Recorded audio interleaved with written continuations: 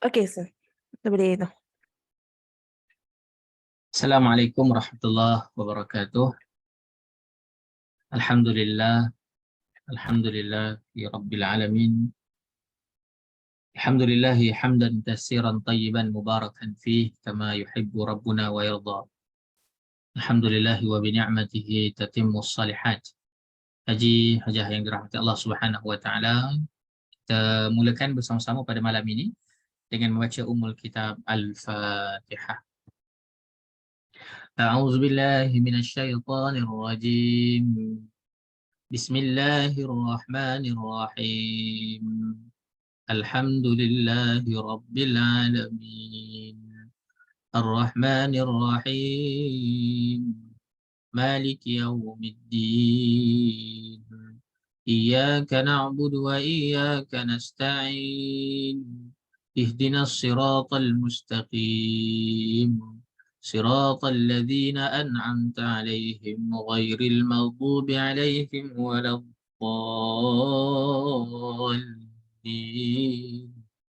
Amin. Alhamdulillah, summa alhamdulillah, hajah yang dirahmati Allah. InsyaAllah pada malam ini kita akan sambung um, tadabbur dengan soalan yang mana kita berhenti pada minggu sebelumnya, iaitu pada halaman 33, dan insyaAllah kita akan sambung pada malam ini halaman 34. Jom kita baca terlebih dahulu ayat Al-Quran pada halaman 34 ini sebelum kita memahami secara umum apakah yang terkandung di dalam halaman 34, dan kemudian kita pergi kepada beberapa persoalan yang harapnya itu semakin mencerahkan pemahaman kita terhadap ayat-ayat Allah Subhanahu wa taala hendaknya, insya-Allah. Amin ya rabbal alamin. Sama-sama kita baca. أعوذ بالله من الشيطان الرجيم. كتب عليكم القتال وهو كره لكم وعسى أن تكرهوا شيئا وهو خير لكم وعسى أن تحبوا شيئا وهو شر لكم والله يعلم وأنتم لا تعلمون.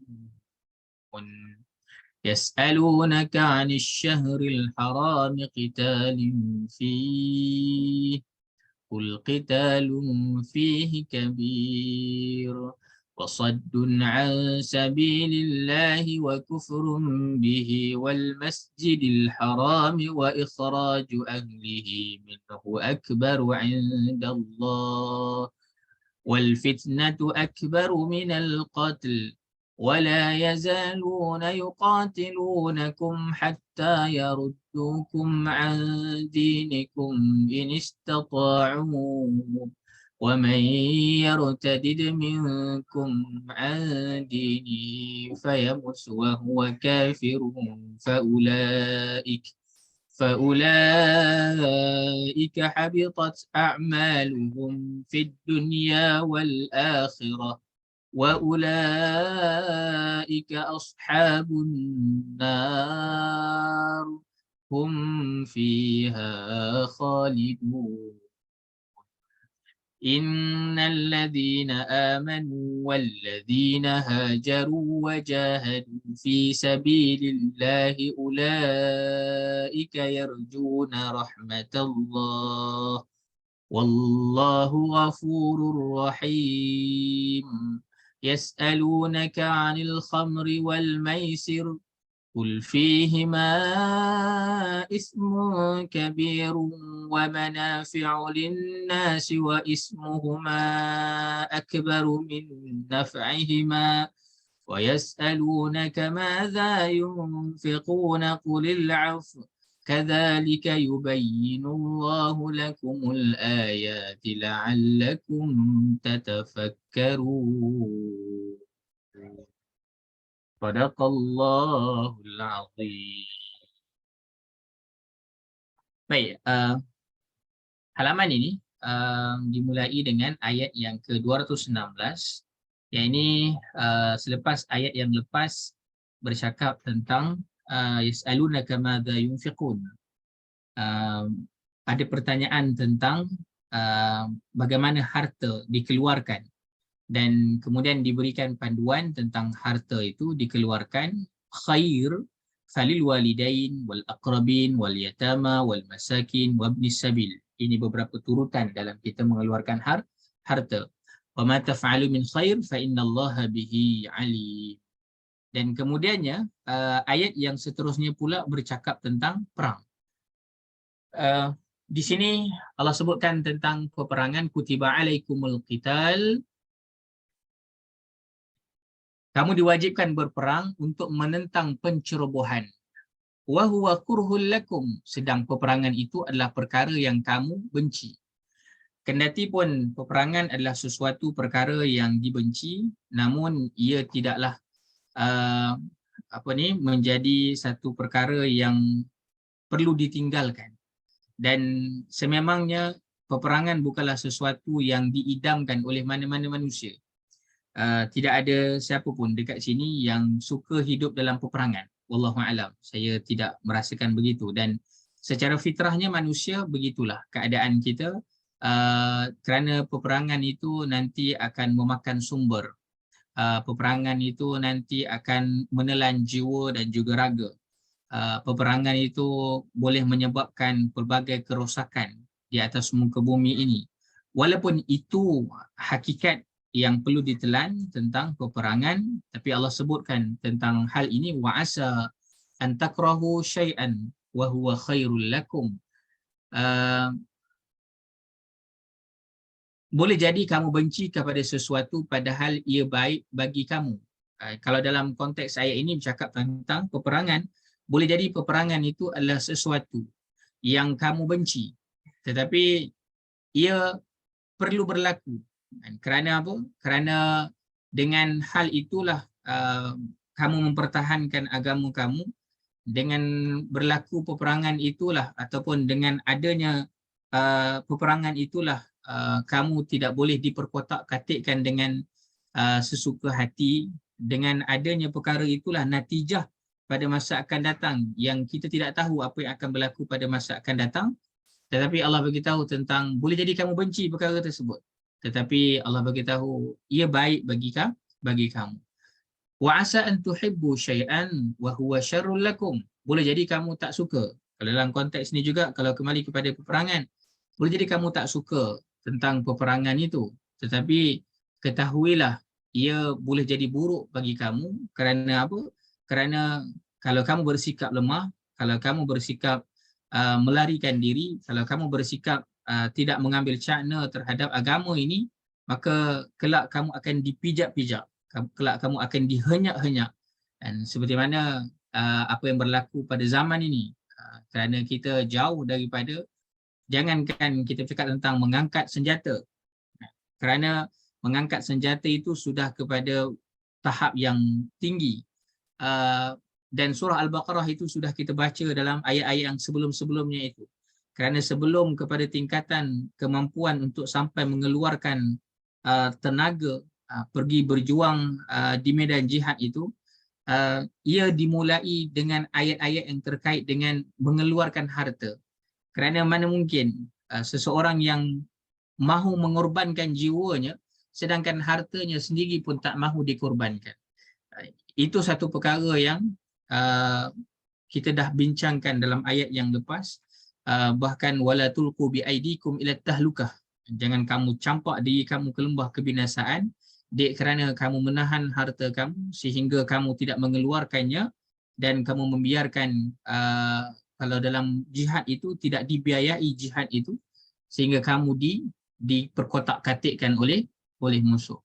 Dan amat jauh, jika kita mahu melihat apa yang berlaku pada hari ini, ia amat jauh, dan itu yang menjadi perhatian kita sewajarnya. Dan kita harapkan supaya sebelum kita mahu membina kepada peradaban yang lebih jitu dan lebih tinggi sehingga mampu mengorbankan jiwa, bukanlah saya malam ini mempromosikan perang, tak, bukan itu. Kita bercakap tentang ayat ini, Tetapi bercakap tentang hal yang tinggi itu, dia bermula daripada kemampuan untuk mengeluarkan atau mengorbankan harta sendiri itu. Dan itu ada perbahasan yang sudah kita baca panjang lebar pada ayat-ayat yang sebelum ini. Harapnya boleh diulang kaji lagi insya-Allah. Baik. Wallahu ya'lamu wa antum la ta'lamun, dan ingatlah Allah jualah yang mengetahui semuanya itu sedang kamu tidak mengetahui, dan itulah sikap orang yang beriman.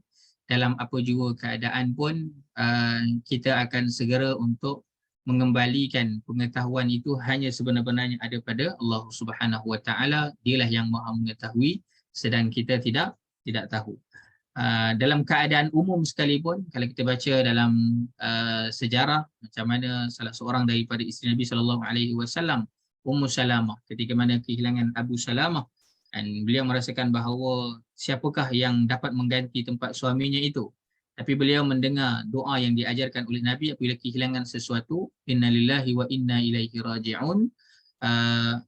Allahumma ajurni fi musibati wa akhluf li khairan minha. Dan itu yang beliau dengar dan diriwayatkan itu tentang doa tersebut. Maka bukan hanya digantikan dengan lelaki yang baik, bahkan digantikan dengan yang terbaik. Ummu Salamah adalah salah seorang daripada isteri Nabi SAW. Baik, so ada perkara yang kita mungkin benci tapi sebenarnya ia ada kebaikan. Tapi ada perkara yang kita boleh jadi suka perkara tersebut tapi di situ ada keburukan, dan kita tahu bahawa kita tak tahu. Allah lah yang Maha mengetahui. Kemudiannya ayat yang ke-217. Sedikit panjang ayatnya. Yas'alunaka 'anil syahril haram qitalin fih. Mereka bertanya kepadamu wahai Muhammad mengenai hukum berperang dalam bulan yang dihormati. Ini ada beberapa bulan, 4 bulan yang dihormati itu yang tidak boleh berperang. Dan ayat ini antara lainnya membicarakan tentang Abdullah bin Jahsh yang menjadi ketua bersama dengan 12 orang muslimin yang lain. Mereka menjalankan tugas intipan. Ini kalau asal ini mata-mata, riset. Dan mereka bertembung dengan pasukan musyrikin itu pada waktu bulan, disebutkan dalam riwayat ada beberapa bulan, tapi yang banyak dibicarakan adalah tentang bulan Rejab. Dan bulan Rejab itu adalah salah satu daripada bulan yang tidak dibolehkan untuk berperang. Dan ini persoalan tentang yas'alunaka 'anil syahril haram qitalin fi. Mereka bertanya tentang apa yang dilakukan oleh Abdullah bin Jahsh dan juga sahabat-sahabat yang lain itu. Ada 12 sahabat yang lain itu. Dan apa jawapannya? Qul, katakanlah, qitalun fihi kabir. Peperangan dalam bulan itu adalah berdosa besar. Peperangan yang berlaku pada bulan haram itu berdosa besar. Jelas. Namun ulama membicarakan tentang kenapakah di sini ada qital dan kemudian sekali lagi diulang perkataan qul qitalun fi. Dan qitalin fi, qitalun fi. Kenapa perlu diulang 2 kali di situ? Kerana di sini adalah pertanyaan qitalin fi tentang apa yang dilakukan oleh sahabat Nabi SAW itu. Dan qitalun fi itu menyebutkan secara umumnya bahawa memang peperangan pada bulan haram itu adalah sesuatu yang berdosa. Sebab itu dijelaskan lagi, wasaddun an sabilillahi wa kufrun bihi wal masjidil harami wa ikhraju ahlihi minhu akbaru 'indallah. Akan tetapi perbuatan menghalangi orang-orang Islam dari jalan Allah dan perbuatan kufur kepadanya dan juga perbuatan menyekat orang-orang Islam ke Masjidil Haram di Makkah serta mengusir penduduknya dari situ, semuanya itu adalah lebih besar dan lagi dosanya di sisi Allah. Kalau kamu kata tentang itu berdosa, ya, tetapi kamu nak kena tahu bahawa apa yang dilakukan oleh sahabat kamu ini, bahawa yang dilakukan oleh kafir musyrikin itu lebih teruk, lebih besar dosanya. Kerana apa? Mereka menghalang daripada manusia pergi ke Masjidil Haram. Mereka melakukan perkara itu, bahkan itulah yang lebih besar dosanya di sisi Allah Subhanahu wa taala. Dan kemudiannya diikuti wal fitnatu akbaru minal qatl. Dan ingatlah angkara fitnah itu lebih besar dosanya daripada pembunuhan semasa perang dalam bulan yang dihormati. Wal fitnah, dalam 30 tempat lebih kurang ayat di dalam Al-Quran yang ada perkataan fatana. Fatana itu antara makna lainnya adalah emas yang dibakar. Kerana emas yang dibakar itu adalah emas tulen, itu perlu dibakar pada suhu yang sangat tinggi. Saya tak ingat berapa suhu je, 2975 kalau tak silap saya. Tapi suhu yang amat tinggi. Dan fatana itu selalu difahami oleh masyarakat kita dengan fitnah dan kebohongan dan sebagainya. Tetapi dalam Al-Quran, wallahu ta'ala alam, itu tidak sekalipun kita berjumpa tentang fitnah itu dengan maksud yang selalu difahami oleh masyarakat Melayu. Yang dimaksudkan di sini adalah fitnah dalam konteks ini iaitu menghalangi orang daripada mengerjakan ibadah, menghalang orang daripada beriman kepada Allah Subhanahu Wa Taala. Itu fitnah yang lebih besar. Kemusyrikan, syirik kepada Allah, itulah fitnah yang dimaksudkan sebenarnya. Dalam ayat ini bercakap tentang fatana itu. Dan wal fitnatu akbaru minal qatl. Kemusyrikan, menghalang manusia daripada beribadah, menghalang manusia daripada menuju ke rumah Allah, itu lebih besar daripada pembunuhan. Wal fitnatu akbaru minal qatl. Walaupun qatl, peperangan, pembunuhan yang dilakukan itu adalah satu perkara yang salah, tapi nak bagi tahu, kalau kamu tak pertahankan agama kamu, kamu tidak melakukan perkara peperangan itu, sungguh bahawa bila agama dihenyak-henyak, ditekan-tekan, itu lebih teruk, itu lebih buruk daripada peperangan. Wala yazaluna yuqatilunakum hatta yaruddukum an dinikum in istata'u. Dan mereka orang kafir itu sentiasa memerangi kamu hingga mereka mahu memalingkan kamu dari agama kamu kalau mereka sanggup melakukan yang demikian. Dan barang siapa di antara kamu yang murtad, iaitu berpaling tadah dari agamanya, agama Islam, lalu ia mati sedang ia tetap kafir, maka orang-orang yang demikian, wa may yartadid minkum an dinikum fayamut wa huwa kafir fa ulaika habitat a'maluhum. Orang kafir, mereka akan sentiasa berusaha untuk memalingkan kamu daripada agama kamu, dulu, kini, selamanya. Kan? Tak ada kaitan dengan mana-mana motor. Tapi nak beritahu tentang selama-lamanya usaha mereka untuk memurtadkan orang Islam itu sentiasa ada. Dan Allah bagi amaran, wa may yartadid minkum an dinihi fayamus wa huwa kafir. Siapa yang mati dalam keadaan mereka itu, siapa yang murtad dan kemudian mereka mati. Di sini pendapat Imam Syafi'i, sekiranya seseorang itu murtad dan kemudian dia bertaubat, maka amalan yang dilakukan semasa dia Muslim itu tidak hapus. Tapi kalau dia Muslim, kemudian dia murtad dan kemudian dia mati, maka faulaika habitat a'maluhum fid dunya wal akhirah. Maka amalnya habata. Habata ni apa? Habata ni kita pernah bincangkan sebelum ini, iaitu diumpamakan seperti lembu yang kita nampak gemuk, sihat, tetapi sebenarnya ia penuh dengan penyakit, kembung, angin dan sebagainya, diracuni dan sebagainya. Yang kita nampak dari luar seakan-akan dia banyak daging yang kita harapkan nanti boleh dimakan oleh ramai orang, tapi bila sembelih, rupa-rupanya beracun, tidak boleh dimakan pun. Satu hapuk pun tak dapat. Begitulah habata. Dan orang yang begini nampak macam, oh betul, bagusnya dia. Tak, habata. Faulaika habitat a'maluhum. Amalnya itu habata, sia-sia. Dunia dan juga akhirat. Wa ulaika ashabun nar. Dan mereka inilah nanti akan menjadi ashabun nar, ahli neraka. Hum fiha khalidun. Dan mereka itu kekal selama-lamanya. Baik, begitu ayat 216 dan juga ayat 217 masih lagi membicarakan tentang pentingnya untuk mempertahankan agama ini.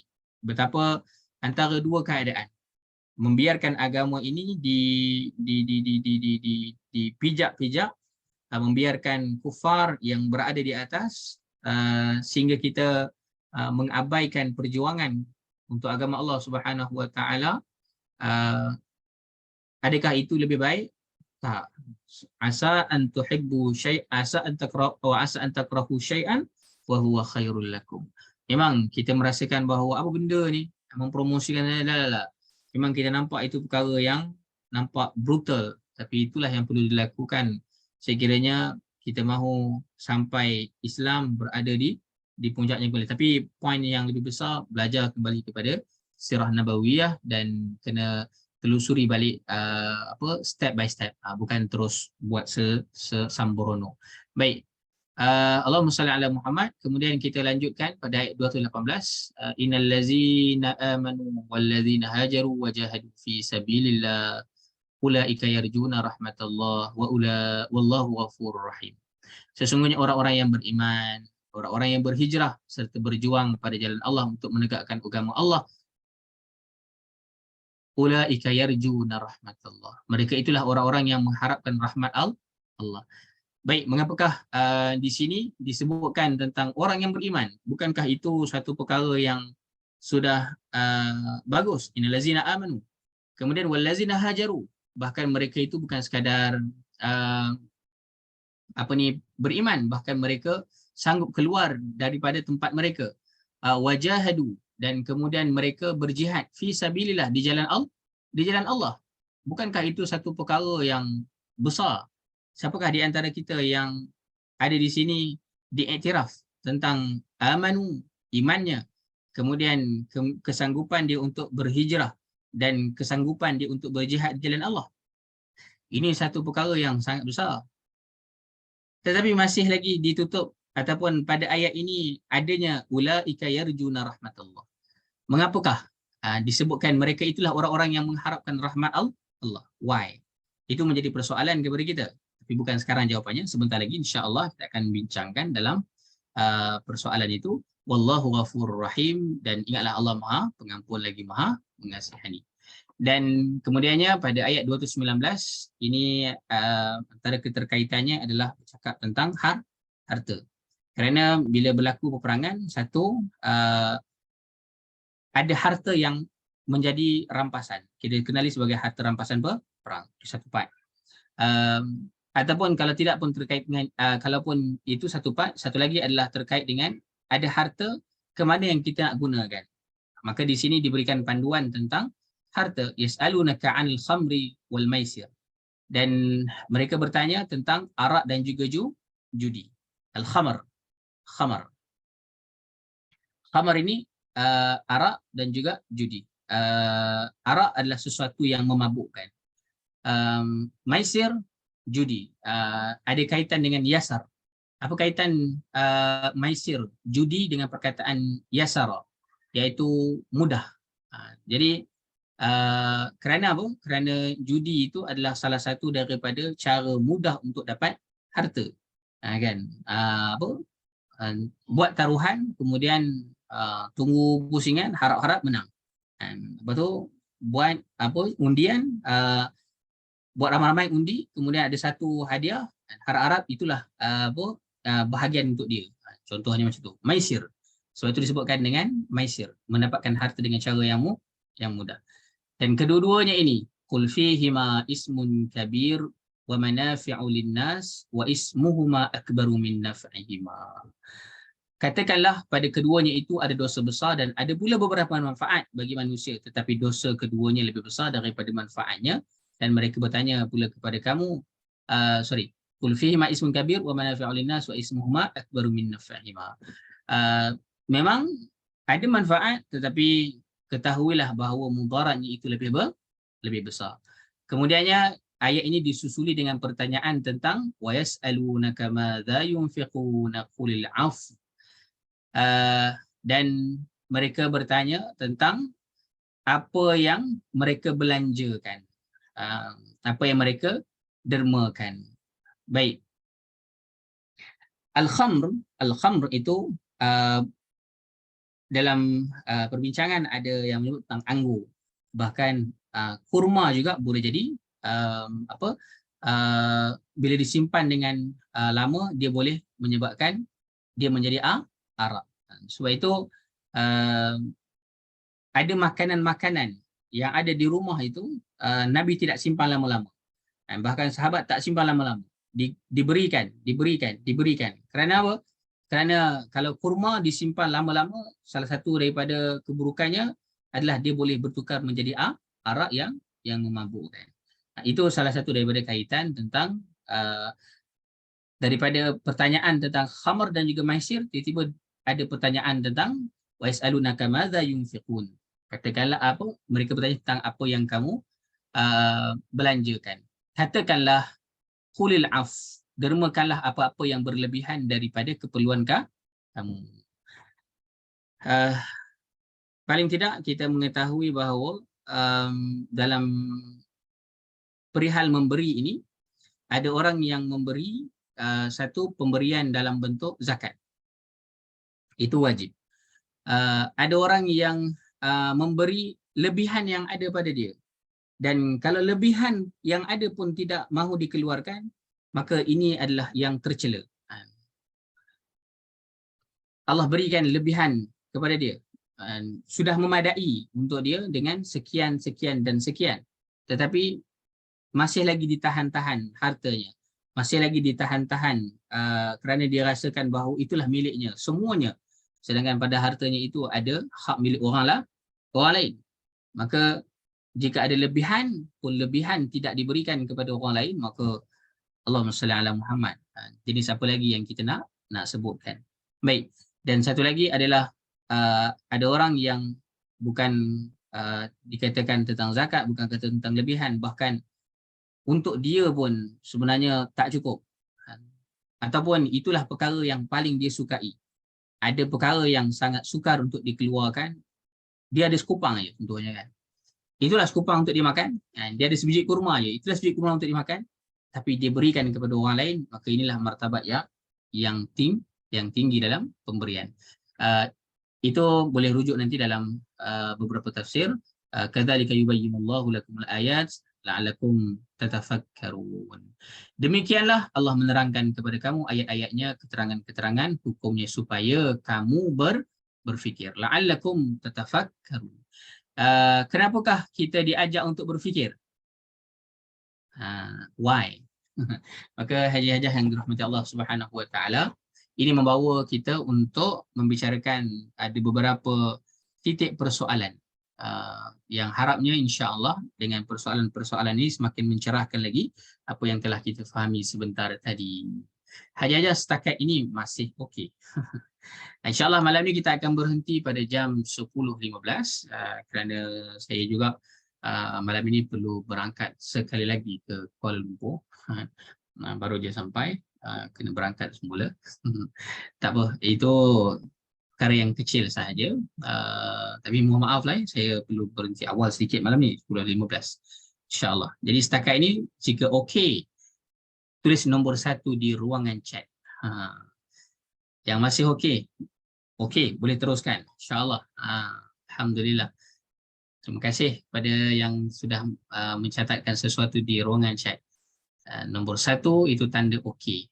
Yang tulis okey, hanya normallah itu juga okey. InsyaAllah. Allahumma salli ala Muhammad wa ala ali Muhammad. Alhamdulillah, alhamdulillah. Ya Karim.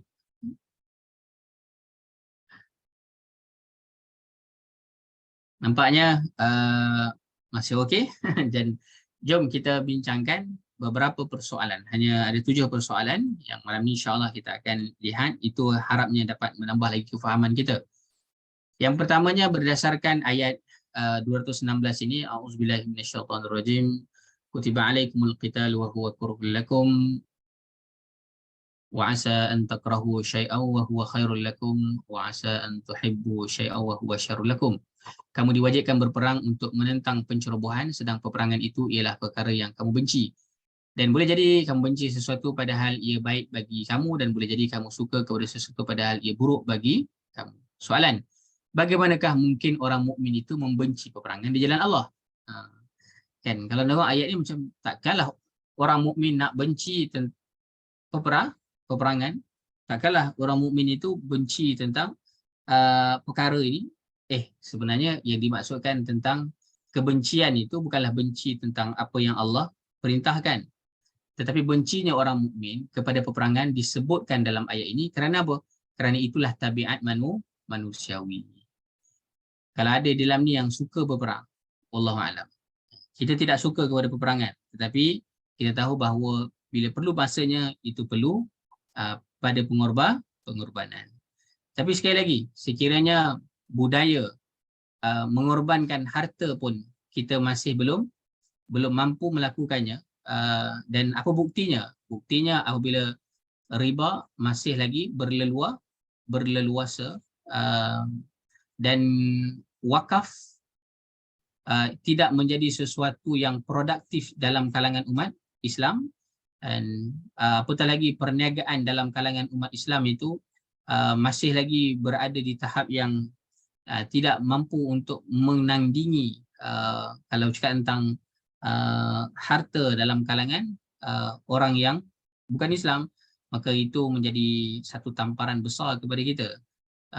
Jika dalam hal ini pun kita masih lagi belum mampu untuk berada di peringkat yang tinggi, macam mana kita nak pergi kepada mengorbankan jiwa dan juga raga itu? Itu bukan satu perkara yang mudah.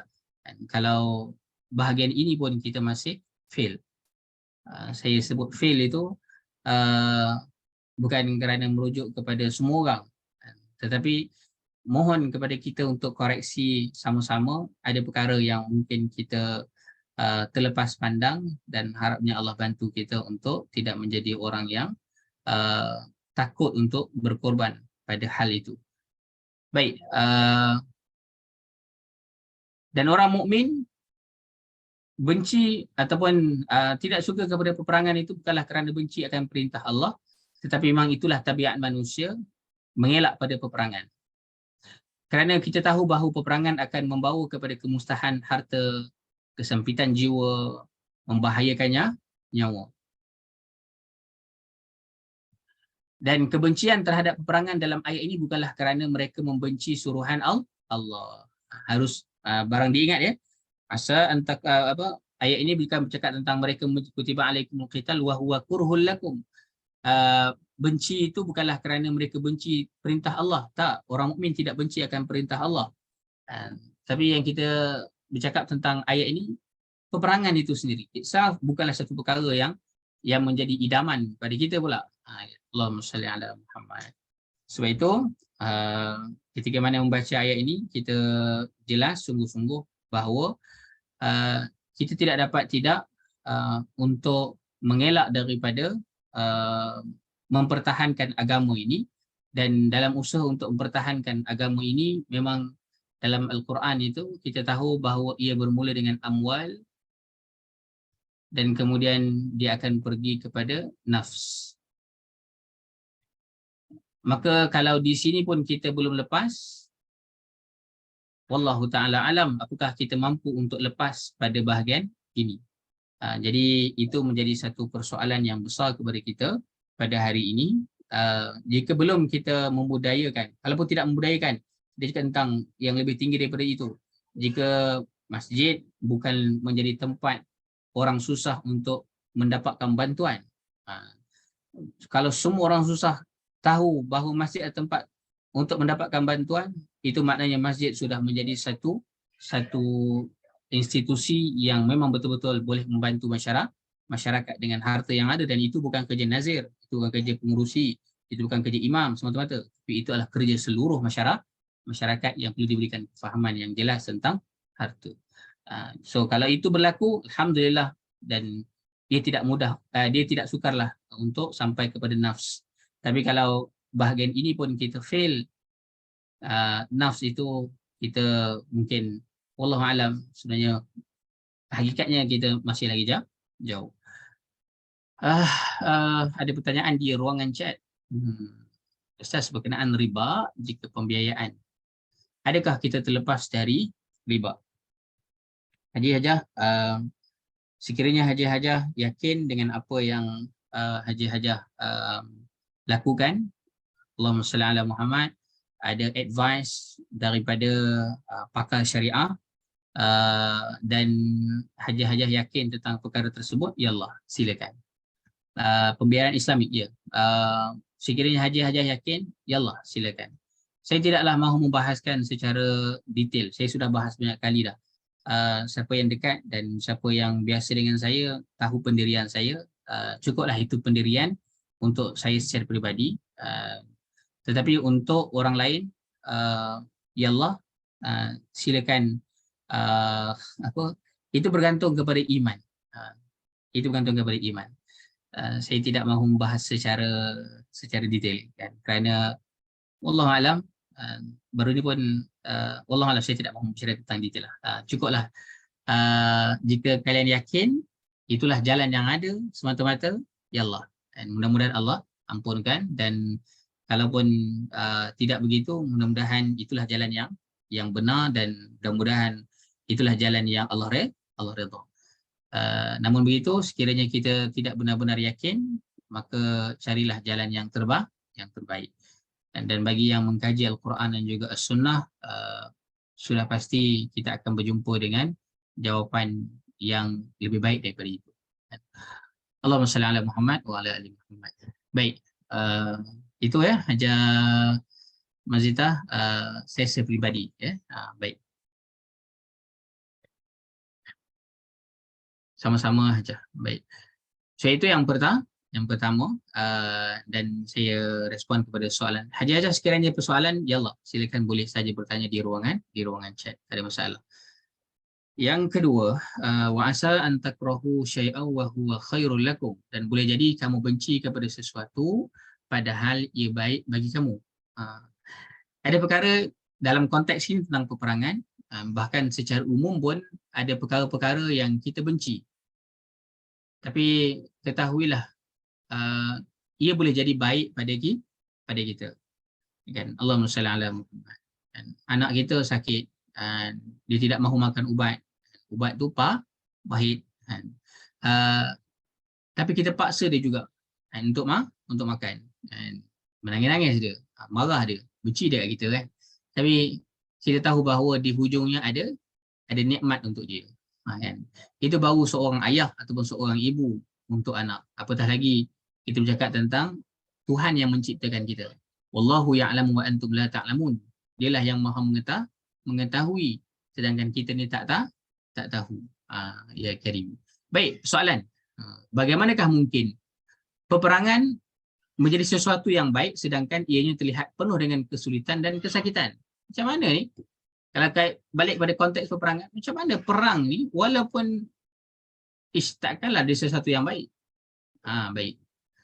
Ibnu Katsir menerangkan peperangan di jalan Allah, walaupun pada keadaan mata kepala kita, jiwa kita, ia adalah sesuatu yang seakan-akan di sana ada kesulitan, di sana ada kesakitan, tetapi yakinlah jalan itu akan disusuli dengan bantuan daripada Allah, dan jalan itulah yang akan membawa kemenangan ke atas musuh, dan daripada situlah akan berlakunya penguasaan ke atas negeri-negeri yang mana di sana nanti akan membawa manusia beriman kepada Allah Subhanahu wa taala, penguasaan kepada harta, di mana dengan harta itu ni'mal malus salih lirrijalis salih. Betapa harta yang baik apabila dia berada di tangan orang yang baik. Sebab itu juga menjadi satu peringatan yang besar kepada kita supaya membina kesolehan sebelum membina kekayaan. Dan kalau sudah terbina kekayaan, maka cepat-cepatlah membina kesolehan. Kerana kita khawatir kita tidak termasuk dalam kelompok yang disebutkan ni'mal malus salih lirrijalis salih. Baik. Kemudiannya penguasaan ke atas zuriat dan juga anak-anak mereka, yang kita harapkan penguasaan itu bukanlah penguasaan untuk mencengkam, tapi penguasaan itu adalah penguasaan untuk menyelamatkan manusia dunia dan juga akhirat. Allahumma salli ala Muhammad. Sebab itu bila kita baca tentang sejarah, saya tidak ingat sekali lagi nama satu sejarawan Perancis itu, ketika mana beliau memberi komentar apabila kerajaan Islam jatuh pada satu ketika, dan beliau menulis tentang perasaan kecewanya apabila kerajaan Islam jatuh. Dan apakah yang menyebabkan beliau kecewa apabila kerajaan Islam jatuh? Kerana apa? Kerana beliau mengatakan bahawa ketika mana Islam berada di atas, Perancis juga mempunyai peradaban yang maju kerana berada di bawah pimpinan Islam. Tetapi ketika mana Islam jatuh, Perancis mula mundur ke belakang. Nak memberitahu bahawa betapa kegemilangan Islam itu bukan hanya kemakmurannya kepada orang yang beragama Islam sahaja, bahkan kemakmuran itu sampai ke seluruh dunia. Allahumma salli ala Muhammad. Sebab itulah peperangan walaupun ia penuh dengan kesulitan dan kesakitan, tetapi di sana ada kebaikan. Sekali lagi, dia ada jernih dia yang perlu difahami. Jangan ambil seketul macam tu je bila kita bincang malam ni. Yang perlu kita ingat bahawa untuk bercakap tentang peperangan ini perlu belajar tentang dia punya apa, pelajaran besar dia dulu, iaitu tentang iman terlebih dahulu, dan kemudian dimantapkan diri dengan Al-Quran, dan dimantapkan diri dengan amal saleh. Ini semua dalam usaha untuk membina kekuatan dalaman. Dan sekiranya dalaman sudah dibina dengan baik, maka insya-Allah untuk kita membawa orang lain bersama-sama ke arah kebaikan itu lebih mudah. Tapi kalau kita sendiri dalaman tidak baik, kita nak bawa orang kepada kebaikan, ia mempunyai cabaran yang banyak di sana. Okey, baik, itu yang kedua. Yang ketiga, wa asa an tuhibbu syai'an wa huwa syarrul lakum. Boleh jadi pula kamu suka kepada sesuatu padahal ia buruk bagi kamu. Masyarakat mungkin akan gembira apabila meninggalkan peperangan. Seronok tak? Sekarang ini kita hidup dalam keadaan aman damai, kan? Seronok ke tak seronok? Haja-haja. Kan? Seronoklah, seronok, kan? Tapi dalam masa yang sama, tahu tak kita berada dalam keadaan agama ini dihenyak-henyak, dalam keadaan kita nak mengamalkan sistem Islam dalam keadaan yang sangat susah. Perasan tak situasi itu?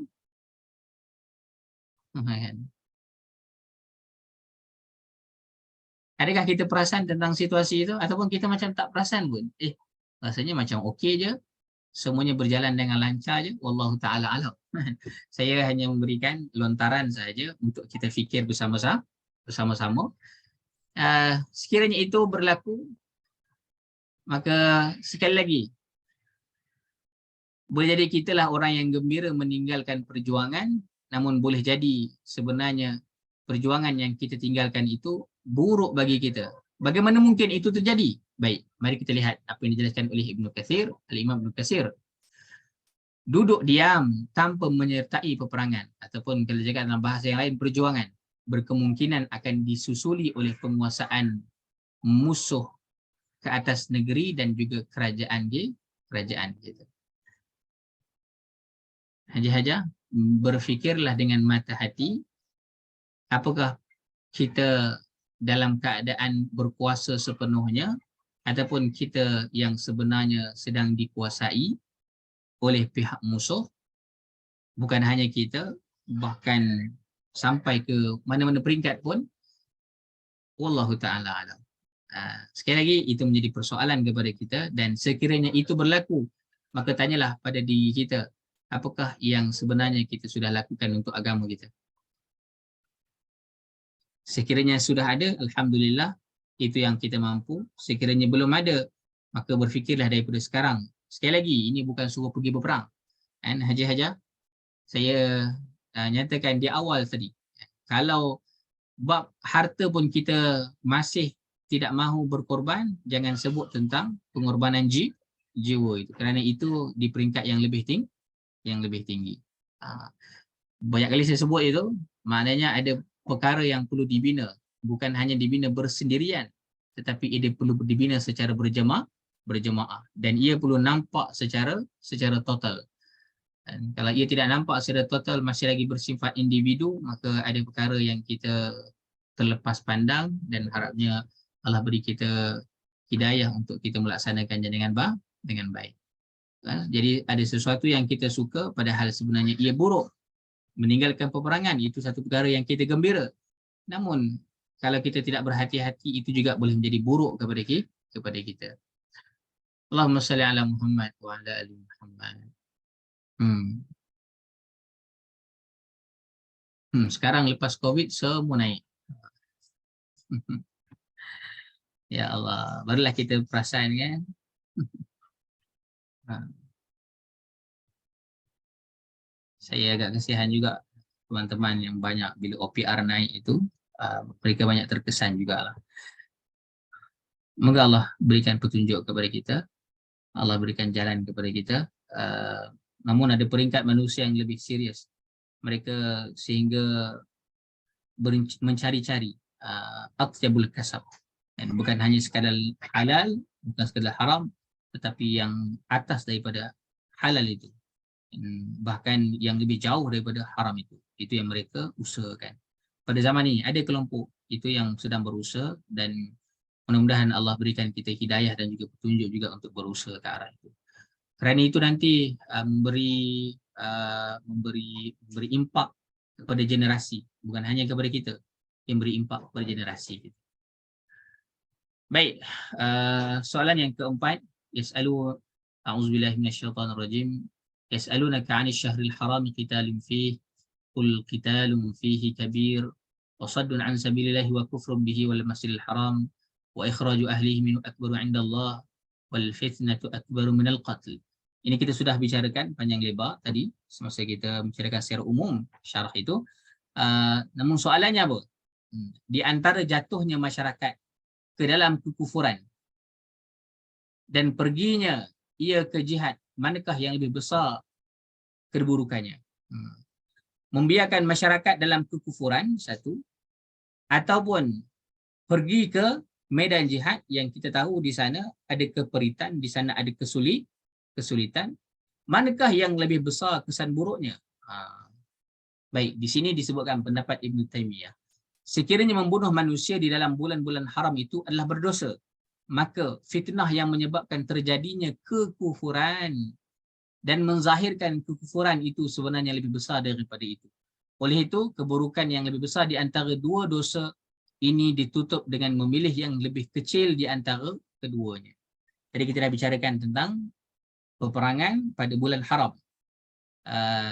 Dan juga bercakap tentang orang yang menzahirkan kekufuran dia. Mana yang lebih buruk?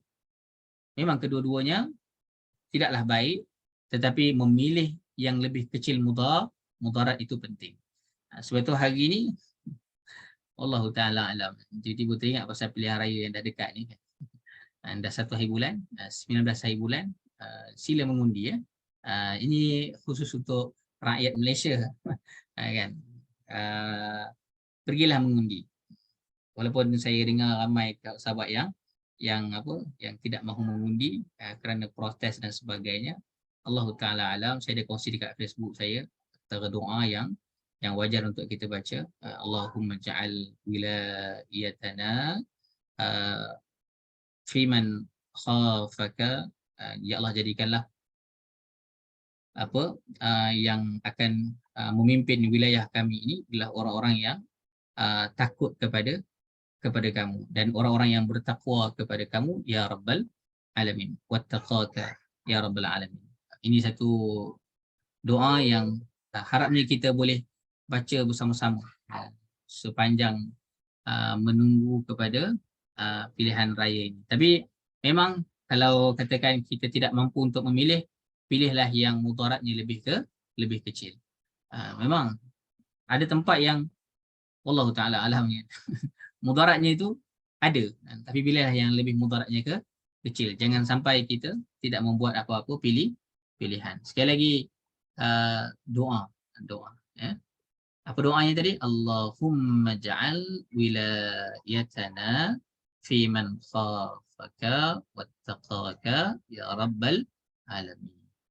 Ya Allah, jadikanlah wilayah kami ini diserahkan kepada mereka yang takut kepada kamu, kepada mereka yang bertakwa kepadamu ya Rabbal Alamin. Mudah-mudahan dengan doa orang-orang yang beriman. Orang beriman ni kena pandai berdoa. Dan ini semua orang yang beriman yang ada di sini. Harapnya kita semua dapat berdoa bersama-sama, perbanyakkan doa itu insya-Allah. Baik, so itu yang keempat. Kita pergi pada persoalan yang kelima.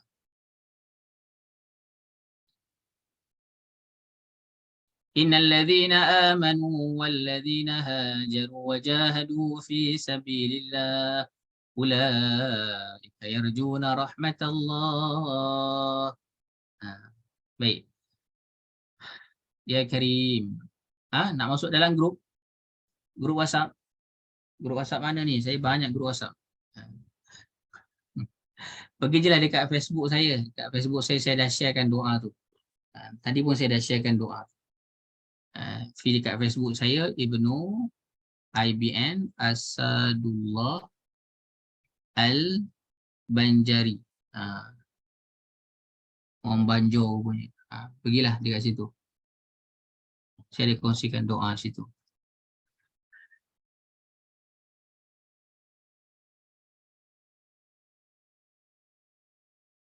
Baik. Allahumma salli ala Muhammad. Soalan, kita sambung di sini ya. Ayat ini mengandungi peringatan yang besar kepada orang yang beramal dengan amalan yang saleh. Apa peringatan tersebut? Tadi kita dah bincang kan? Innal ladzina amanu, beriman, hajaru, berhijrah pula, wajahadu fi sabilillah, jihad di jalan Allah pula. Ulaika yarjuna rahmatullah. Mereka adalah orang yang mengharapkan rahmat Allah. Apa peringatan untuk kita? Sa'di menyebutkan ayat ini bagi tahu bahawa seorang hamba walaupun dia telah beramal dengan amal yang banyak, maka tidaklah wajar kita ni bergantung kepada amal semata-mata. Dan seharusnya kita berharap kepada Allah dan tidak harus kita berharap hanya kepada amal kita. Namun seharusnya kita berharap agar kita ini mendapat rahmat daripada Allah Subhanahu wa taala, agar Allah terima amal-amalan kita dan Allah ampunkan dosa-dosa dan juga ditutup aib kita. Allahumma salli ala Muhammad. Begitu orang yang beriman. Sebab itu orang yang beriman, kita tidak mudah melihat orang lain buruk. Apa benda? Ngaji pun malas. Datang kuliah pun tak nak. Membahyang pun malas. Ajak pergi masjid pun tak nak. Kita rasa kita dah baik dah. Kita rasa kita dah bagus dah. Watch out. Kita hati-hati. Kita takut yang kita buat itu nothing. Habata. Sebab itulah kita sentiasa mengharapkan yarjuna rahmatullah. Kita mengharapkan rahmat daripada Allah. Ya Allah, terimalah amal kami ya Allah. Ya Allah, terimalah amal kami ya Allah. Ya Allah, terimalah amal kami ya Allah. Kami ini adalah sedikit amal ya Allah. Dan kalau ini sahabat-sahabat mereka ni iman, berhijrah, berjihad, kami lagi lah tak ada apa ya Allah. Ya Allah, terimalah amal kami ya Allah. Sikit sangat ya Allah. Sikit sangat ya Allah. Bantu kami ya Allah. Amin ya Rabbal Alamin. Sebab itu orang yang beriman adalah orang yang sentiasa mengharap daripada Allah Azza wa Jalla. Baik, so itu yang kelima. Yang keenam, masih lagi pada ayat yang sama, namun ini ayat dibaca sampai habis. Wallahu ghafurur rahim. Allah Maha Pengampun lagi Maha Mengasihani. Soalan, mengapakah Allah menyebutkan mengharapkan yang merupakan lafaz yang tidak jelas maksud pujiannya, sedangkan amalan orang yang beriman yang disebutkan dalam ayat ini adalah besar? Ulaika yarjuna. Kenapa? Kenapa ulaika yarju? Mereka ini adalah orang yang mengharapkan rahmat Allah. Seakan-akan amal iman, hijrah, jihad itu macam tak ada apa-apa aja. Kan? Pada kita kalau dah buat, ini dah berjuang tahap tinggi dah ni. Tapi macam orang yang macam ni pun tetap disebutkan. Mengapakah Allah sebut mereka ni yarjuna rahmatullah, mengharapkan? Seakan-akan lafaz ini amal mereka itu tak jelas lagi. Baik. Ayat ini menyebutkan mengharapkan dan bukannya dengan kata pujian yang bersifat jelas. Ini adalah kerana tak ada seorang pun dekat dunia ni yang tahu bahawa dia akan masuk syurga walau banyak mana pun ketaatan dia kepada Allah. Ada dua perkara. Yang pertama, memang tidak diketahui bagaimanakah pengakhiran kematian kita. Jangan kita anggap kita dah mengaji agama dan dah mengajar agama, dah jadi orang soleh, nampak macam baik ni. Jangan kita anggap kita mati kita baik. Sebab tu kita selalu doa minta dengan Allah. Orang beriman sekali lagi kena pandai berdoa, dan memang orang beriman itu pandai berdoa, minta dengan Allah. Ya Allah, ya Tuhanku, matikanlah kami dalam keadaan kami ni baik. Allahumma khtim li ya Allah bihusnil khatimah. Allah matikan aku ya Allah dalam keadaan aku husnil khatimah. Dan kematian yang baik. Kerana kita tidak tahu di mana pengakhiran kita. Itu yang pertama. Yang keduanya adalah supaya dia tidak bergantung semata-mata kepada amalannya. Ini dua sebab. Mengapakah di sini yarjuna rahmatullah, mengharapkan seolah-olah amal mereka itu walaupun dah besar macam mana pun, tapi ya Allah, tolong ya Allah. Itu kerana apa? Yang pertama, kita tak tahu kita ni mati bila. Yang kedua, kita tak tahu adakah amalan kita itu betul-betul diterima oleh Allah Azza wa Jalla. Baik, so itu adalah perkara yang keenam. Sebab itu yarjuna rahmatullah. Kita kena sentiasa mengharapkan. Seakan-akan kita tidak pasti. Malam ini kita duduk bersama-sama. Apakah kita pasti semua ini dapat pahala ni? Apakah kita pasti semua ini diberikan ganjaran yang besar ni? Ya Karim, walaupun ada ganjaran yang besar, walaupun ada ada ganjaran yang besar dijanjikan oleh Allah Subhanahu Wa Taala untuk orang yang menuntut ilmu. Bahkan siapa yang bersusah untuk menuntut ilmu, maka dimudahkan jalan ke syurga. Tapi adakah kita ini termasuk dalam kalangan orang yang macam tu? Kami dah beramal ni ya Allah, tolong kami ya Allah, permudahkan jalan kami ke syurga-Mu ya Allah. Amin ya rabbal alamin. Baik. So itu yang keenam. Dan yang terakhir, kadzalika yubayyinullahu lakumul ayat la'allakum tatafakkarun. Ini di hujung ke surat. Demikianlah Allah menerangkan kepada kamu al-ayat, ayat-ayatnya. La'allakum tatafakkarun, supaya kamu berfikir. Bukan hanya tafakkarun, bukan hanya dengan tafkarun, tapi tatafakkarun, tatafa'alun.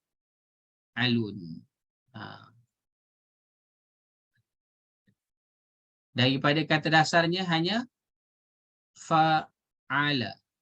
Kalau di sini kata dasar dia fakara. Nak bagi tahu betapa proses untuk berfikir sedalam-dalamnya itu bukanlah proses main-main. Kena buat sungguh-sungguh. Supaya kamu berfikir. Haji-haji soalan, apakah faedah yang diperolehi daripada berfikir tentang ayat-ayat Allah? Kenapa nak kena fikir? Apa manfaatnya? Apa faedahnya? Nah, sekarang ada faedah. Ada. Faedahnya adalah berfikir tentang ayat Al-Quran supaya kita mampu untuk mengistimbatkan hukum hakam daripadanya serta memahami faedah dan kebaikan yang terkandung di dalam. Supaya kita boleh keluarkan hukum hakam. Bila orang yang faham Quran, di situlah kita tahu, oh begini cara kita nak hidup. Begini cara kita nak hidup. Memanglah kita ni tak pandai nak keluarkan hukum hakam itu. Pasal itu dikeluarkan oleh ulama yang sah, yang sampai kepada martabat ilmu mereka. Tapi poin dia adalah bila mereka itu berfikir tatafakkarun, maka mereka sampai boleh menunjukkan cahaya kepada kita, jalan kepada kita, penghalang daripada berlakunya kerosakan kepada kita. Dengan mereka tahu bahawa di setiap perkara itu ada faedah dan kebaikan yang terkandung di dalamnya apabila ia dilakukan dengan baik. Dan kan bahkan dalam peperangan pun kita nampak benda tu buruk, tapi sebenarnya di dalamnya ada kebaikan. Diperintahkan orang beriman untuk berfikir adalah supaya tercapainya maksud penurunan ayat keterangan daripada Allah, iaitu supaya mereka mengambil kebaikan daripadanya. Kita takkan sampai kepada mampu mengambil kebaikan seandainya kita malas nak berfikir. Ini kita dalam majlis ilmu, tadabbur dengan soalan. Mahu tak mahu kena fikir. Walaupun saya bertanya, tapi di samping itu saya yakin Haji dan juga Hajah dah mula berfikir. Dan dengan berfikirlah baru kita dapat ambil kebaikan daripada ayat Allah Subhanahu Wa Taala. Dengan berfikirlah baru kita dapat menjauhkan apa-apa yang memudaratkan, yang tidak memberi manfaat. Ataupun kita boleh berfikir tentang apa lagi mudarat yang lebih besar daripada manfaat. Ada benda yang dua-dua pun mudarat. Tetapi satu ini mudaratnya kecil, satu lagi mudaratnya besar. Betapa kita diajak untuk berfikir. Dengan cara inilah kita dapat mengambil kebaikan, menjauhi kemudaratan, tidak memberi manfaat kita jauhkan, bahkan yang manfaat kedua-duanya itu ada, tetapi kita akan pilih manfaat yang lebih besar. Maka inilah yang kita harapkan dapat kita lakukan bersama-sama, fikir. Kalau ada yang tak nak berfikir, fikir. Mulai sekarang fikir. Dan saranan untuk berfikir ini bukan saranan daripada Hafiz Hamzah. Tapi saranan ini adalah la'allakum tatafakkarun. Ini saranan daripada Al-Quran. Siapa yang beriman dengan Al-Quran? Haji Hajar, beriman ke dalam Al-Quran? Beriman. Sekiranya beriman, la'allakum tatafakkarun. Jom, mulai malam ini, malas dah nak fikir Ustaz? Tak. Mulai malam ini, carilah satu masa untuk kita berfikir tentang ayat-ayat Allah Subhanahu wa ta'ala.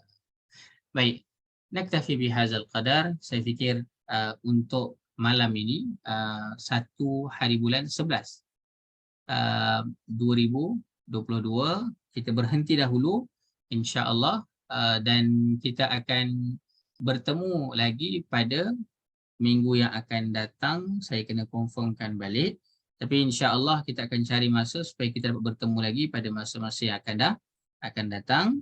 Dan sekali lagi saya mohon maaf, malam ini kita berhenti sedikit awal, baru 10.18 kerana saya juga perlu bertolak ke Shah Alam. Jadi esok di Kuala Lumpur dulu, dan kemudian ke Shah Alam. Mohon doakan keselamatan perjalanan, diberikan kekuatan untuk terus menyampaikan ilmu kepada manusia, dan diberikan kemampuan untuk bercakap dengan baik, difahami ayat-ayat Allah sehingga manusia boleh melaksanakan kebaikan di atas muka bumi ini, insya-Allah. Wallahu a'lam. Subhanakallahumma wa bihamdika asyhadu an la ilaha illa anta astaghfiruka wa atubu ilaik. Bismillahirrahmanirrahim. Wal 'ashr innal insana lafi khusr illa allazina amanu wa 'amilus shalihat wa tawassaw bil haqq wa tawassaw bis sabr. Haji Hajah, saya sebelum saya tutup ini, ada satu perkara yang saya fikir saya kena sampaikan betul-betul, iaitu kemahiran untuk belajar bahasa Arab. Ada apps yang sangat bagus. Saya rasa bersalah kalau saya tidak sampaikan, saya kena sampaikan juga. Jadi Haji boleh belajar daripada apps itu. Caranya adalah type sahaja THINK, think, dan kemudian WhatsApp ke nombor ini 0132001974. Ini nombor saya. Saya letakkan dekat dalam ruangan chat itu. Type think, THINK, kemudian WhatsApp terus ke 0132001974. Nanti akan keluar link untuk apps itu, download dan boleh gunakan. Saya harap itu sebagai salah satu daripada wasilah untuk kita mempelajari bahasa Arab, dan dengan harapan semakin kita belajar bahasa Arab, semakin cinta kepada Al-Quran, semakin kita jatuh cinta untuk beramal. Insya-Allah. Wallahu a'lam. Assalamualaikum warahmatullahi wabarakatuh. Waalaikumsalam warahmatullahi wabarakatuh, Ustaz. Kita doakan Ustaz selamat sampai ke